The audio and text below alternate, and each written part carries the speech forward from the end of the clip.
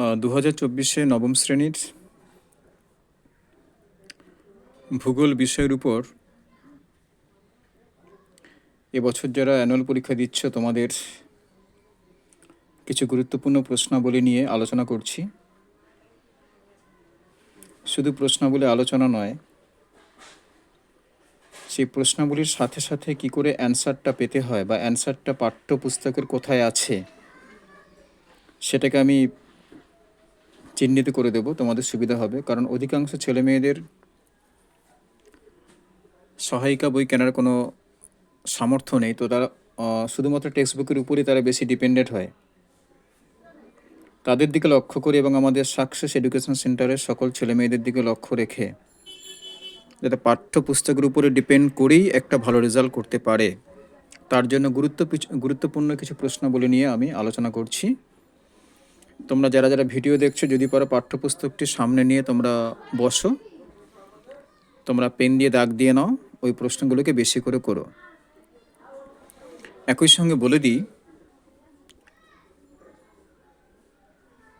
তোমাদের ক্লাসের যে সকল শিক্ষক শিক্ষিকাবৃন্দ যে সকল গুরুত্বপূর্ণ প্রশ্নগুলো তোমাদেরকে দিচ্ছেন সেগুলো তোমরা কিন্তু অবশ্যই করবে। তার সাথে সাথে এই গুরুত্বপূর্ণ প্রশ্নগুলি বা সাজেশান যেটা আমি দিচ্ছি তোমরা এটাকে ফলো করবে, তাহলে তোমাদের নাম্বার ক্যারি করতে আশা করি কোনো সমস্যা হবে না। প্রথমে তোমার 5 পৃষ্ঠা বার করো। 5 পৃষ্ঠায় তোমরা দেখে নাও, এখানে একটা প্রশ্ন আছে, পৃথিবী অভিগত গোলাকার রূপের প্রমাণ। পেজ নম্বর 5। এই পৃথিবী অভিগত গোলাকার রূপের প্রমাণ, এটা ঘুরিয়ে প্রশ্ন আসতে পারে, পৃথিবীকে সত্যি গোল প্রমাণ করো। নানা টাইপের প্রশ্ন কিন্তু আসতে পারে, তোমাদের কিন্তু অ্যান্সার এখানে হবে, যেটা 5 পৃষ্ঠা অ্যান্সারটা আছে, এটা দেখে না। অনেকগুলো পয়েন্ট আছে এখানে, নিরীক্ষীয় ব্যাস মেরু ব্যাসের পার্থক্য, জারি চারের পরীক্ষা, এরকম করে অনেকগুলো পরীক্ষা আছে। তোমরা যে কোনো একটা পরীক্ষা তোমরা ভালোভাবে ডিসকাস করবে, তাহলে তোমাদের কিন্তু অ্যান্সারটা কমপ্লিট হবে। 11 পৃষ্ঠা বার করো। 11 পৃষ্ঠা ফলো করো। এখানে আছে জিপিএস কি, ঠিক এইখানটা আছে, দেখো জিপিএস কি। 23 পৃষ্ঠা বার করো।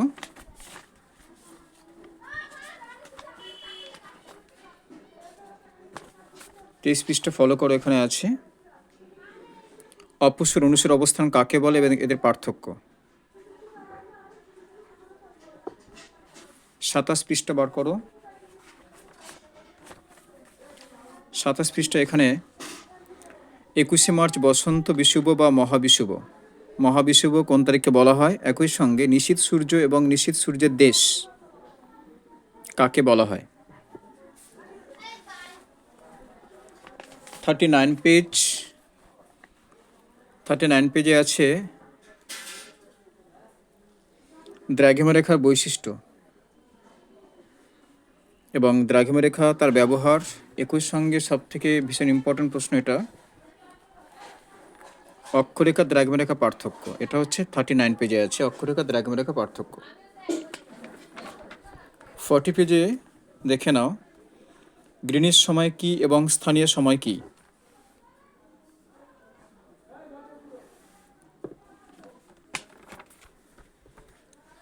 44 পেজ থেকে শুরু করে 46 পেজ অবধি যতগুলো ম্যাথামেটিক্স আছে এখানে ভূগোলের, এই প্রত্যেকটা ম্যাথ তোমরা দেখে যাবে। এই টাইপের কিন্তু প্রশ্ন আসতে পারে।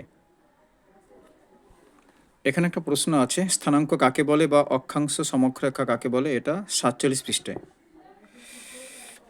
তারপরে চলো তোমাদের 81 পেজে চলো।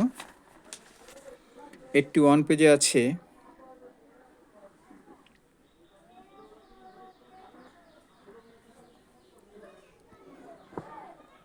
মৃত্তিকার ক্ষয় ও সংরক্ষণ। 84 পেজে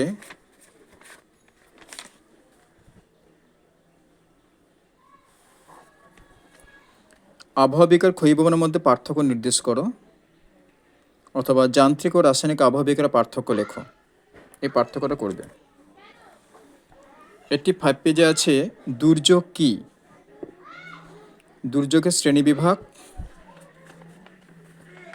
একই সঙ্গে বিপর্যয় কি, বিপর্যয় শ্রেণীবিভাগ,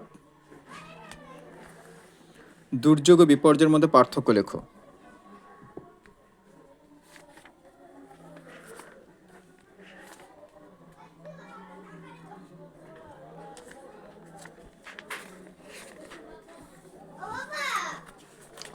পাপা টাকা দাও না 78 পেজে আছে খাবার খাবো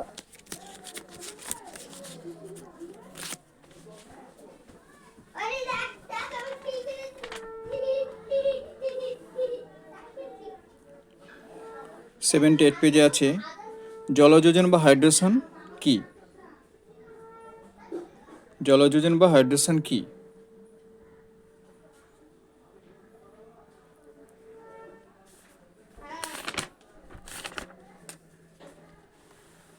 75 পেজে আছে স্বল্পমোচন গোলাকৃতি আবহাওয়া বিকাশ। এই ছবিটাকে ভালো করে প্র্যাকটিস করবে।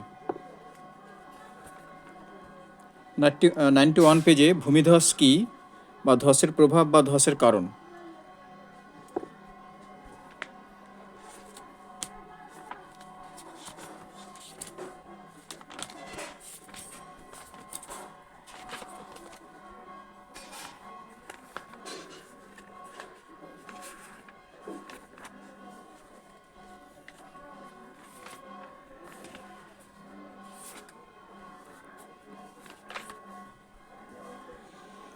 সেভেন পেজে হরপাবান কাকে বলে।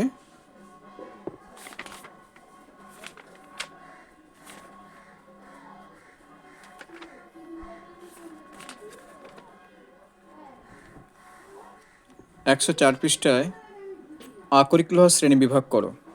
বিভিন্ন লোহার নাম, সেখানে কত পার্সেন্টেজ কার্বন থাকে, কত পার্সেন্টেজ লোহা থাকে সেটাকে তোমরা একটু দেখে নেবে। আকরিক লোহার নাম, তাদের শ্রেণী বিভাগ। 105 পৃষ্ঠা আছে কয়লার ব্যবহার।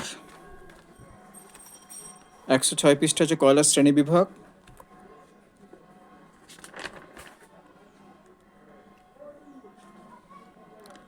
108 পৃষ্ঠায় খনিজ তেলের ব্যবহার, খনিজ তেলের গুরুত্ব।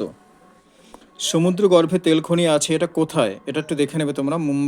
মুম্বাই দরিয়ায় এটি তেল ক্ষেত্রটি অবস্থিত। বর্তমানে এটি ভারতের বৃহত্তম খনিজ তেল উৎপাদক অঞ্চল। এটা খুব ইম্পর্টেন্ট প্রশ্ন।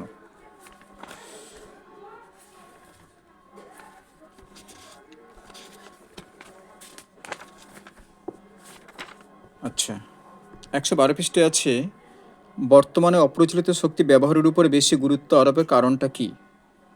এটা ভালো করে তোমরা দেখে নেবে, ভীষণ ইম্পর্টেন্ট প্রশ্ন। এটা হচ্ছে 114 পৃষ্ঠায় আছে দক্ষিণ ভারতে জলবিদ্যুৎ উৎপাদন বেশি হয় কেন। 117 পেজে উষ্ণ প্রসবন কি।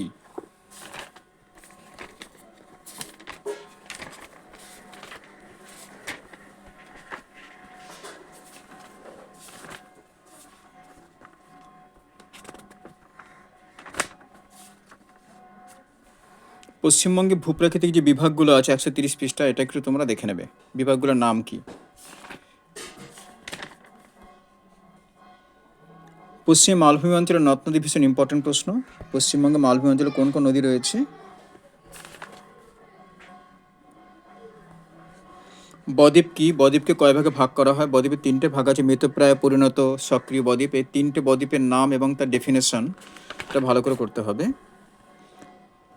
বদ্বীপ অঞ্চলে কোন কোন নদী দেখা যায়, এটাকে একটু ভালো করে ফলো করতে হবে।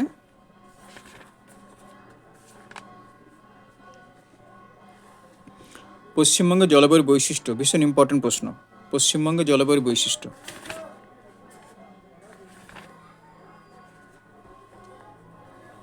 পশ্চিমবঙ্গে পার্বত্য অঞ্চলের মাটি, পার্বত্য মাটি কেমন হয়, পার্বত্য অঞ্চলে কোন কোন মাটি দেখা যায় এবং এই মাটিতে কি কি ফসল চাষ হয় বা কি কি ফলের চাষ হয়, এটাকে দেখতে হবে। পশ্চিমবঙ্গের পার্বত্য অঞ্চলের স্বাভাবিক উদ্ভিদ, এটা হচ্ছে 146 পৃষ্ঠায়। পশ্চিমবঙ্গের পরিবেশ ধান চাষের উপযোগী কেন বা ধান চাষের অনুকূল ভৌগোলিক পরিবেশ।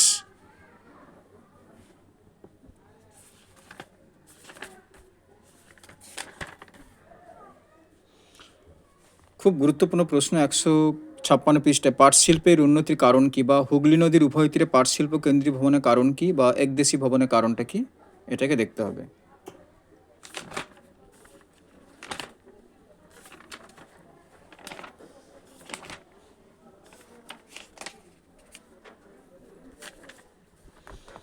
একশো 65 পৃষ্ঠায় আছে পশ্চিমী ঝামেলা বা পর্ণমোচী উদ্ভিদ।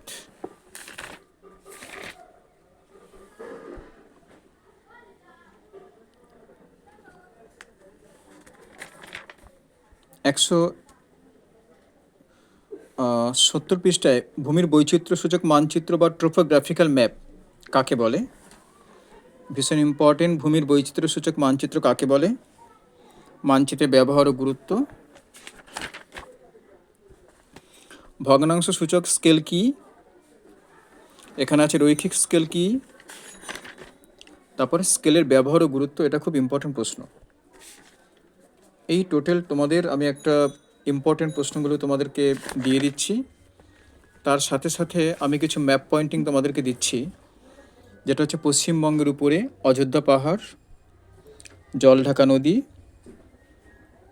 একটি প্রাচীন পলিমাটি অঞ্চল, সুন্দরবন অঞ্চল, একটি পাট গবেষণা কেন্দ্র, একটি চা নিলাম কেন্দ্র, ফারাক্কা তাপবিদ্যুৎ কেন্দ্র, রানীগঞ্জ কয়লা খনি, শঙ্করপুর আর ডিএসপি। এই ম্যাপ পয়েন্টিংগুলো করলে আশা করি তোমাদের এর মধ্যে তোমরা অধিকাংশ পেয়ে যাবে। একই সঙ্গে আমি কিছু শর্ট কোশ্চেন তোমাদেরকে দিয়ে দিচ্ছি, তোমাদের সুবিধা হবে। জাস্ট ভয়েসটা শুনে তোমরা খাতা লিখে নিতে পারো। কোন প্রক্রিয়ায় আলগা শিলাস্তূপ নিচে নেমে আসে?